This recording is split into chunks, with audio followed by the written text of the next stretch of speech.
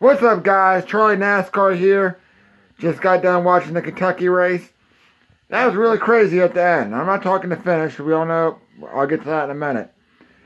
As soon as I was getting up my other client to come in here and make my video, I hear Rick Allen in the back saying, "Watch out, the car is still moving." As Martin Truex Jr. was getting out of his car after doing his burnouts, the car moved and went away and almost like it was going to do burnouts on its own. I'm like, shit, that car might have a mind of its own. He might not even be driving it. It might be, one of those kids with those joystick thingies, and, all he does is really just sit back the whole time or something crazy like that. I was having some weird thoughts there for a moment. Trying to do something to kind of excite me. But what really did excite me, though? About after the race, I checked all y'all's picks. I had 7 of you guys. 7. Have 3 out of 4. Not in the right orders, but either you guys had Blaney in there or Keselowski. You guys did really well with the picks. No one won, but I had like 6 or 7 3 out of 4s. Of just people that had this 3 out of 4 in there in their top 4s. Obviously got to get in order to win the hauler that I'll showcase in the next video. I left at my buddy's car, but make a long story short. So I was like, damn, so you guys all brought it with your picks, man. Hats off to you all. Hats off to you. Another thing before I get into the races, I got one of the best comments ever in the pre-race video. There's one guy that subscribes to my channel, comments on it, gives his picks out. Guy's name is Yankee All Day. He had the best comment in the world. He's like, "Hey, I forgot your name. Sorry, buddy." So I typed in "fuck Toyota," and yours was the first name that popped up.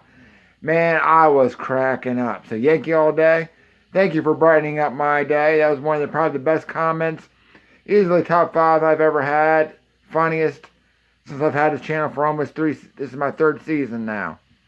So let's get on to the race. Kyle Larson had to start from the back due to missing driver intros. The way he was coming back doing that race, I had a feeling that track bar problem didn't happen. He might have had something for Truex Jr. And I'll tell you right now, if he won or came in second, that motherfucker would always miss driver intros. That's what I do. Shit, if I won at Kentucky and beat Truex Jr., and from starting in the back, missing driver intros, you'll never see me at a driver intro ever again. So, that was crazy. And then once they figured it out to put a bunch of extra rounds of wedge in it, made the car a little bit better, but, without a caution and being that far back, they just couldn't overmount it. But, man, that was one hell of a job by him. Clearly one of the best Chevrolets in the field. It's the best Chevrolet in the field. It's Kyle Larson. He's heading above the rest of them. Other things is the first 2 stages were actually pretty good. You had fights for the lead. Different things happening. Guys going with the 2-tire strategy, getting leads up in there and stuff. The Fords looked strong, but Truex always, they stayed steady. They didn't play no games. They went 4 tires every time.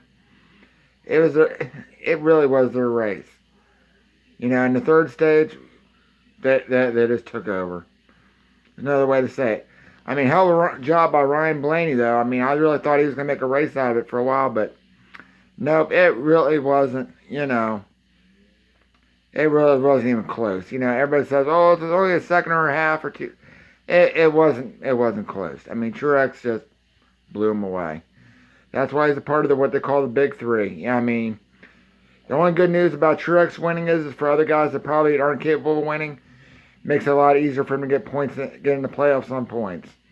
That's really what it means. Nothing else. We're going to have a bunch of people making it on points. Everybody says Hendrick's down, but hey, Hendrick's got 3 out of 4 drivers are in the top 16 in points. If we don't get guys winning that are outside that top 16, which is only a few that might be able to pull it off, you know what? They'll hold in. They'll have 3 cars in the playoffs, just like they do most years. And Paul Menard, with his run, he's getting close to that 16th spot, so who knows. Well, guys, other than that, not much to report. Race was what it was. We all knew what we were getting into when we watched it. But guys, I'll see y'all next time for the pre-race video. Also, if you notice my Bubba Wallace hat, showcased in my subscription box and opening for my speed crate video. Check that out. So, you guys all have a blessed Sunday. And as always, motherfuck Toyota.